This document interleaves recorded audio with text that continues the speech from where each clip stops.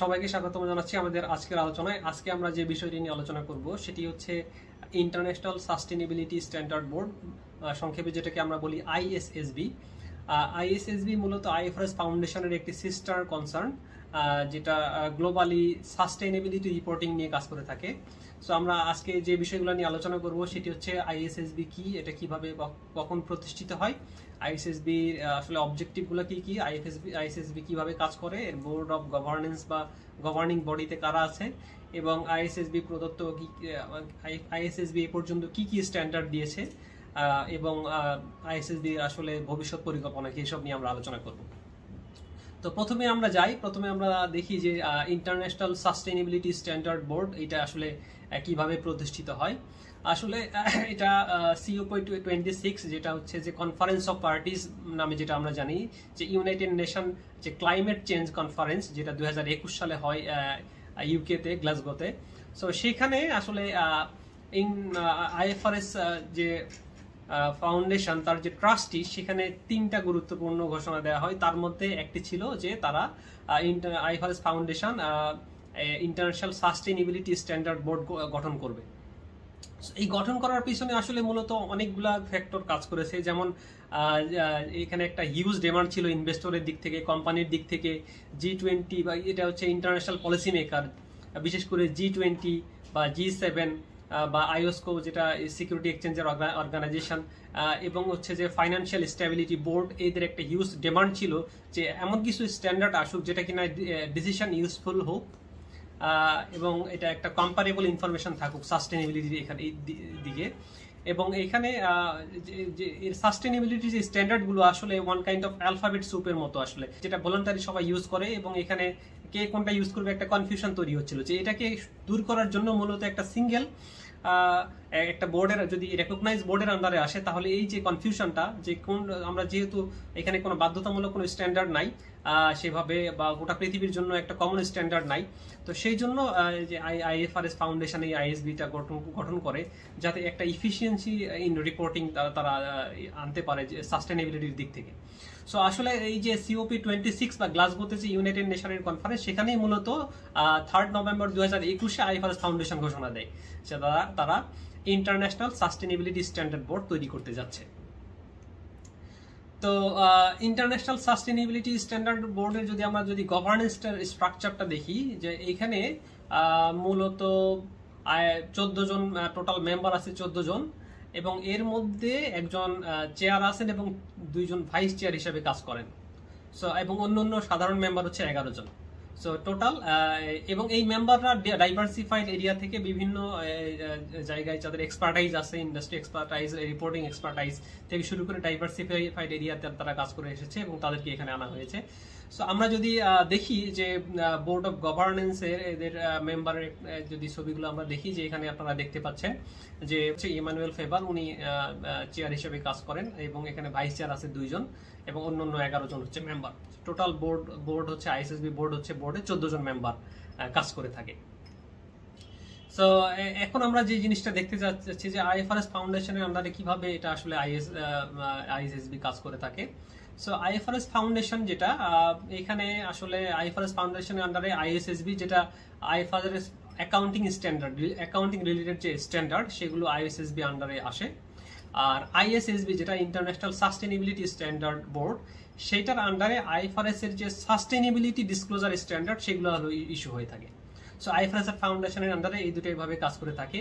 আমরা যদি আরো ডিটেল ভাবে দেখতে চাই, তাহলে আপনারা দেখতে পাচ্ছেন স্ক্রিনে যে এখানে আসলে মনিটরিং বোর্ড থাকে একটা, যেটা মেইন দায়িত্ব যাদের থাকে, মনিটরিং বোর্ড, এরা আসলে আইএফআরএস ফাউন্ডেশনের ট্রাস্টিকে অ্যাপয়েন্ট করে, এবং আইএফআরএস ফাউন্ডেশন ট্রাস্টি মনিটরিং বোর্ডের কাছে রিপোর্ট করে। এবং এই আইএফআরএস ফাউন্ডেশনের ট্রাস্টির আন্ডারে আবার হচ্ছে international accounting standard board, IFRS advisory council এবং ইন্টারন্যাশনাল সাস্টেনেবিলিটি স্ট্যান্ডার্ড বোর্ড বা আইএসএসবি কাজ করে থাকে।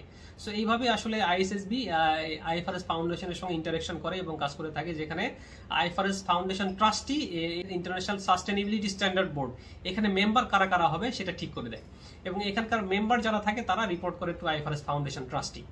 সো এটাই মূলত অর্গানোগ্রাম বা স্ট্রাকচার, যদি আমরা বলি আইএফআরএস ফাউন্ডেশনের সঙ্গে যে ইন্টারন্যাশনাল সাস্টেনেবিলিটি স্ট্যান্ডার্ড বোর্ডের যে কার্যকলাপ, সেটার একটা ইন্টারেকশন আমরা এখানে দেখতে পাচ্ছি। আচ্ছা, এখন আমরা পরবর্তী স্লাইডে যেটা দেখতে চাচ্ছি সেটা হচ্ছে যে আইএসএসবি আসলে যে গঠিত হইলো, যেখানে আমরা দেখলাম যে একটা হিউজ ডিমান্ড ছিল ইনভেস্টরের, কোম্পানি এবং অন্যান্য ইন্টারন্যাশনাল পলিসি মেকারের জন্য একটা কমন স্ট্যান্ডার্ড যেটা গোটা পৃথিবীর জন্য অ্যাপ্লিকেবল হবে, যেখানে কোনো সেরকম কনফিউশন থাকবে না যে ভলান্টারিলি আমরা কোন বিভিন্ন, যেহেতু গোটা পৃথিবীতে আমরা জানি যে সাস্টেনেবিলিটির জন্য বা ইন্টিগ্রেটেড রিপোর্টিং এর জন্য কয়েকটা ইয়া আছে যারা, যেখানে আমরা ভলান্টারি রিপোর্টিং করতে পারি। সো এখানে একটা ইনভেস্টর যারা থাকে তারা একটা যেন কনফিউশনে না থাকে, একটা সিঙ্গেল এবং এটা হলো যে গ্লোবালি কম্পারেবল একটা স্ট্যান্ডার্ড তৈরি করেছিল আইএসএসবির একটা উদ্দেশ্য। সো আইএসএসবি যেটা ইন্টারন্যাশনাল সাস্টেনেবিলিটি স্ট্যান্ডার্ড বোর্ড, সেটা হচ্ছে এটা build on the work of market led investor focusing initiative. এখানে আসলে এরা মূলত এই যে সাস্টেনেবিলিটি রিপোর্টিং এর ক্ষেত্রে বা ডিসক্লোজারের ক্ষেত্রে গ্লোবালি কিছু ইয়া ছিল আগে থেকে, সেটার সঙ্গে তারা একসঙ্গে কাজ করেছে আইএসএসবি। যেমন ক্লাইমেট ডিসক্লোজার স্ট্যান্ডার্ড বোর্ড বা CDSB, task force for climate related financial disclosure বা টিসিএফডি যেটাকে আমরা বলি, ভ্যালু রিপোর্টিং ফাউন্ডেশন, এইটার ইন্টিগ্রেটেড রিপোর্টিং ফ্রেমওয়ার্ক এখান থেকেও সাপোর্ট নেওয়া হয়েছে। ইন্ডাস্ট্রি বেসড যে সাস্টেনেবিলিটি অ্যাকাউন্টিং স্ট্যান্ডার্ড বোর্ড বা এসএসবি স্ট্যান্ডার্ড, সেখান থেকেও আমরা দেখেছি যে এখান থেকে সাপোর্ট নেওয়া হয়েছে। World economic forum stakeholder, যেটা stakeholder of capitalism metrics, যেটা ওয়ার্ল্ড ইকোনমিক ফোরাম, এখান থেকেও এই আইএসএসবি স্ট্যান্ডার্ড যেগুলো এখানে যে তৈরিতে এই সহায়তা করছে। সো আইএসএসবি আসলে combination of different market lead investor focused reporting initiative মানে তৈরিতে এরা সহায়ক ভূমিকা পালন করে। এবং এটা আসলে 2022 সালে মূলত কনসলিডেট হয়ে যায় যে সিডিএসবি বা যেটাকে আমরা দেখলাম যে ভ্যালু রিপোর্টিং ফাউন্ডেশন, এইটার হচ্ছে কন্টেন্ট, এদের যে কন্টেন্টগুলো ছিল, টেকনিক্যাল স্টাফ, এক্সপার্টাইজ, যা ছিল সবকিছু আসলে মানে এসএসবি স্ট্যান্ডার্ড, এগুলো হচ্ছে কনসলিডেট হয়ে যায় আইএসএসবির সঙ্গে 2022 সালে। এবং শুধু তাই নয়, এই যে এরা তো কনসলিডেট হয়ে গেল, প্লাস এর বাইরে যারা আছে যেমন টিসিএফডি। সো এই অধিকাংশ আমরা যদি স্ট্যান্ডার্ডগুলো দেখি যে আইএসএসবি যে স্ট্যান্ডার্ড দিয়েছে, টিসিএফডি রেকমেন্ডেশন থেকে অনেক কিছু এখান থেকে কপি করা হয়েছে বা নেওয়া হয়েছে। আবার ওয়ার্ল্ড ইকোনমিক ফোরামে এই স্ট্যান্ডার্ড তৈরিতে অনেকভাবে হেল্প করেছে। তো এরপরে যদি আমরা সংক্ষেপে আমরা যদি দেখি যে এসএসবি, টিসিএফডি বা ডাব্লিউ যেটা ওয়ার্ল্ড ইকোনমিক ফোরাম, সিডিএসবি এবং আইআরএফ বা ভ্যালু রিপোর্টিং ফাউন্ডেশনের যে ইন্টিগ্রেটেড রিপোর্টিং ফ্রেমওয়ার্ক, এইগুলোর কম্বিনেশনে আসলে আইএসএসবি তৈরি হয়েছে। সো এখন আইএসএসবির অবজেক্টিভগুলো কি কি এটা একটু আমরা সংক্ষেপে দেখি। যে একটা গ্লোবাল বেসলাইন সাস্টেনেবিলিটি ডিসক্লোজারের একটা স্ট্যান্ডার্ড তৈরি করা, যেটা কিনা গ্লোবাল বেসলাইন হবে। যে এই পর্যন্ত গ্লোবাল সেভাবে একটা বেসলাইন যে থাকবে এরকম ছিল না, যেটা আইএসএসবি তৈরি করেছে। এবং হচ্ছে যে ইনভেস্টরের যে ইনফরমেশন নিড, এটাও একটা ইয়া ছিল যে ডিফারেন্ট ইনভেস্টর তাদের ইনফরমেশন নিডসটাকে ফুলফিল করা। এবং enable companies to provide comprehensive sustainability information to the global capital market. যেহেতু একটা গ্লোবাল ভিলেজ বা এর কথা বলছি আমরা, সো গ্লোবাল ক্যাপিটাল মার্কেটে এই সাস্টেনেবিলিটি রিলেটেড যে একটা ইনফরমেশন এটাকে পৌঁছায় দেওয়া, যাতে কিনা ফান্ড রেজিং এর ক্ষেত্রে যে বাধাগুলো সেগুলো দূর হয়ে যায়। এবং হচ্ছে ইন্টার অপারেবিলিটি অফ ডিসক্লোজার, মানে এই আইএসএসবি স্ট্যান্ডার্ডগুলো এমনভাবে তৈরি করা আছে যেটা কিনা ডিফারেন্ট জুরিসডিকশনে মানে এটা ইন্টার অপারেটিবিলিটি বা এটার সঙ্গে আসলে কনফ্লিক্ট হওয়ার কিছু নাই। যে আমি আইএসবি স্ট্যান্ডার্ড ফলো করি বা তাদের ফ্রেমওয়ার্ক ফলো করি, আমার জন্য এটা অ্যাপ্লিকেবল হবে। যেটা গ্যাপ ফলো করে বা আমেরিকান যে ফ্রেমওয়ার্ক ফলো করে বা আমেরিকান অ্যাকাউন্টিং স্ট্যান্ডার্ড ফলো করে, তার জন্য এটা অ্যাপ্লিকেবল হবে না, তা না। আসলে এটা ইন্টার অপারেটেবল, এটা আসলে ফ্রেমওয়ার্ক ফি। এটা হলো যে কোনো অ্যাকাউন্টিং যে রিপোর্টিং এর ক্ষেত্রে এই আইএসএসবির যে স্ট্যান্ডার্ড সেটা আমরা যেটা সাস্টেনেবিলিটি স্ট্যান্ডার্ড বলছি, সেটা আমরা যে কোনো অবস্থায় এটা ফলো করতে পারবো। অর্থাৎ এখানে ফ্রেমওয়ার্ক যে কোনো স্পেসিফিক ফ্রেমওয়ার্ক বা অ্যাকাউন্টিং রিপোর্টিং ফলো করলেই যেটা ফলো করা যাবে বা করা যাবে না এরকম কিছু না এটা। সো এটা একটা স্পেশাল দিক আইএসএসবি স্ট্যান্ডার্ড। আইএসএসবি কিছু কমিটমেন্ট আছে যে এখানে হচ্ছে যে কস্ট ইফেক্টিভ। তাদের যে মূল কমিটমেন্ট যেগুলো ছিল তার মধ্যে একটা ইয়ে ছিল যে তাদের স্ট্যান্ডার্ডটা হবে কস্ট ইফেক্টিভ, যে খুব যে হাইলি কস্টলি হবে, যেটা অন্য সবার জন্য ফলো করা কঠিন হয়ে যাবে এরকম না। এবং এটা হবে ডিসিশন ইউজফুল এবং মার্কেট ইনফর্মড হবে। এটা হবে ডিসিশন ইউজফুল এবং মার্কেট ইনফর্ম থাকবে সেটা। এটা হচ্ছে ইফিসিয়েন্সি ইমপ্রুভ করার জন্য এটা ডিজাইন করা হয়েছে, রিপোর্টিং এর ইফিসিয়েন্সি ওয়ার্ল্ড ওয়াইড যেটাকে ইমপ্রুভ করার জন্য। আর এটা রাইট ইনফরমেশন সঠিক ইনফরমেশন রাইট ওয়েতে ইনভেস্টরদের সাপোর্ট করা, যেটা কিনা গ্লোবাল ক্যাপিটাল মার্কেটের থেকে ফান্ড অ্যাট্রাক্ট করা যায়, এটা একটা অবজেক্টিভ ছিল।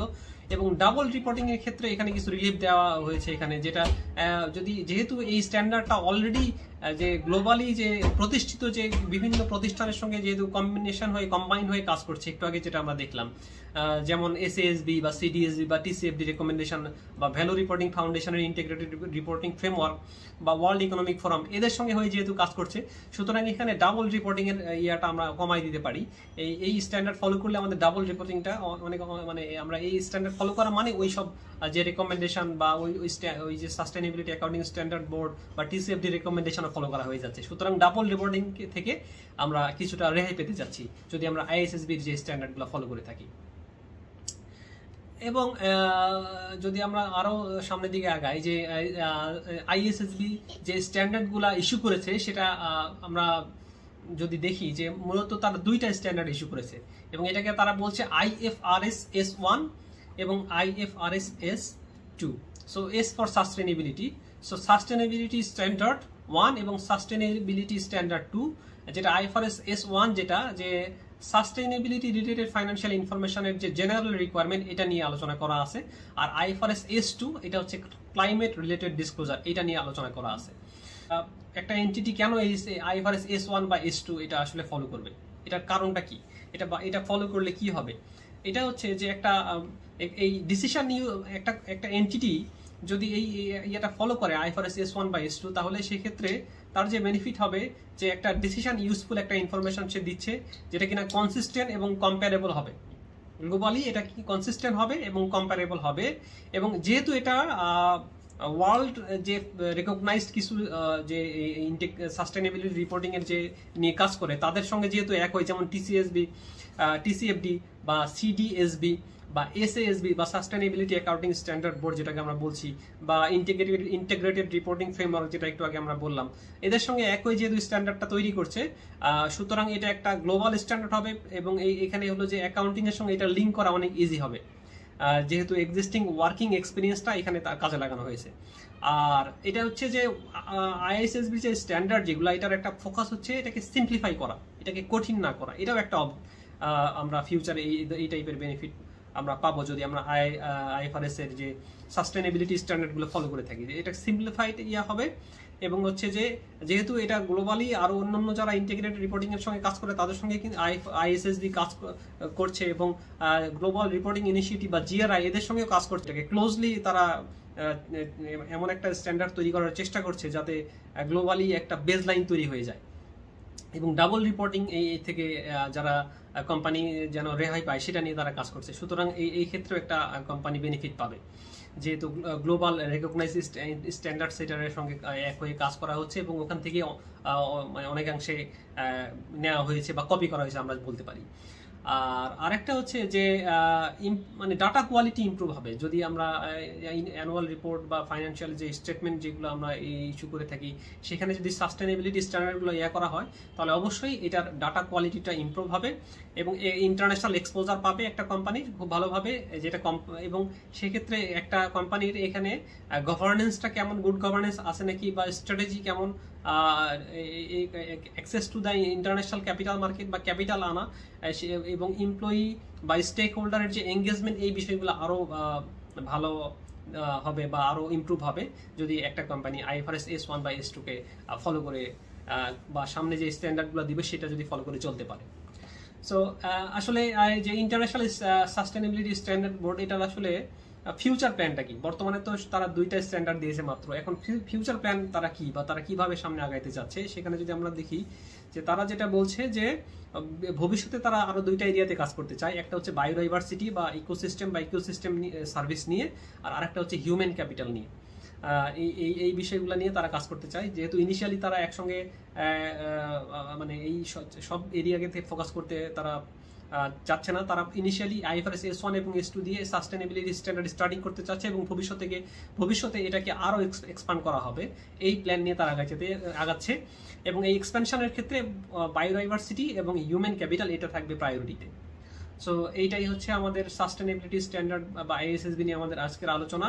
যদি আপনাদের এই বিষয়ে আরো কোনো প্রশ্ন থেকে থাকে তাহলে আপনারা কমেন্টে আপনারা প্রশ্ন করতে পারেন, আমি চেষ্টা করব যে সেই প্রশ্নগুলোর উত্তর দেওয়ার জন্য। সবাইকে ধন্যবাদ।